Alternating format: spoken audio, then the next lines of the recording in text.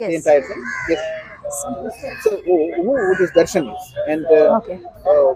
why the police picked him up? Is there any case against him? Is he a rowdy cheater or he has any criminal ಇಲ್ಲ, background? Darshan alias ಸಿಂಗಮಲೈ ವಿರುದ್ಧ ಒಂದು case ಆಗಿದೆ.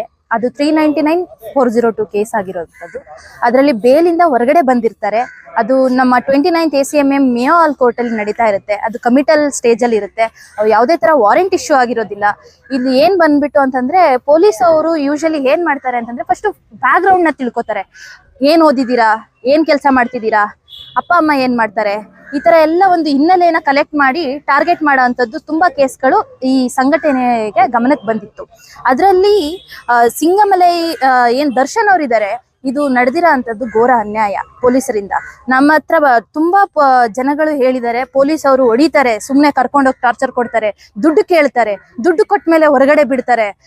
ಈ ತರ ಎಲ್ಲ ಸಮಸ್ಯೆಗಳನ್ನ ಹೇಳ್ತಾ ಬಂದಾಗ ನಾವು ಪವನ್ ಅವರಿಗೆ ಮತ್ತೆ ನೆಲ್ಸನ್ ಅಂತ ನನ್ನ ಕೊಲೀಗಿದ್ದಾರೆ, ಎಲ್ಲರೂ ಹೋಗಿ ಅವ್ರಿಗೆ ಒಂದ್ಸತಿ ಹೇಳಿದ್ದು. ಮತ್ತೆ ಹಾಗೆ ಇದ್ರ ಬಗ್ಗೆ ಎಲ್ಲ ಕೆಲಸ ಮಾಡ್ತಾ ಇದೀವಿ, ಅಂಡರ್ ಟ್ರಯಲ್ ಮತ್ತೆ ಅವರ ಫ್ಯಾಮಿಲಿ ರೈಟ್ಸ್ಗೋಸ್ಕರ ಕೆಲಸ ಮಾಡ್ತಾ ಇದೀವಿ.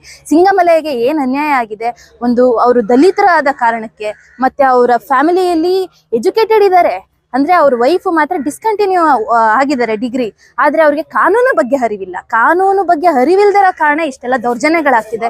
ಇದು ಬರೀ ವಿವೇಕನಗರ ಪೊಲೀಸ್ ಸ್ಟೇಷನ್ದಲ್ಲ, ಈ ಎಲ್ಲಾ ಪೊಲೀಸ್ ಸ್ಟೇಷನ್ಗಳಲ್ಲೂ ಇದೇ ರೀತಿ ಕೆಲಸಗಳು ಆಗ್ತಾ ಇದಾವೆ. ಹಾಗಾಗಿ ಅವ್ರಿಗೆ ನ್ಯಾಯ ದೊರಕಿಸ್ಕೊಡ್ಬೇಕು ಅಂತ people's union for civil liberties and association of prisoners families for justice ನಾವೆಲ್ಲರೂ ಒಟ್ಟಾಗಿ ಸೇರಿ ಕೆಲಸ ಮಾಡ್ತಾ ಇದ್ದೀವಿ. ಅವ್ರಿಗೆ ನ್ಯಾಯ ಕೊಡ್ಬೇಕು. ನಮ್ಮ ಡಿಮ್ಯಾಂಡ್ಸ್ ಬಂದ್ಬಿಟ್ಟು, ಮೊದಲನೇದಾಗಿ ಅವ್ರಿಗೆ ಏನು ಅನ್ಯಾಯ ಆಗಿದೆ ಅದಕ್ಕೆ ನ್ಯಾಯ ಬೇಕು.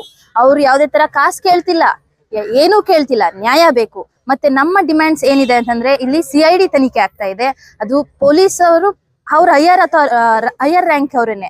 ಹಾಗಾಗಿ ಇದು ಜುಡಿಷಿಯಲ್ ಇನ್ವೆಸ್ಟಿಗೇಷನ್ ಆಗ್ಬೇಕು ಒಂದು.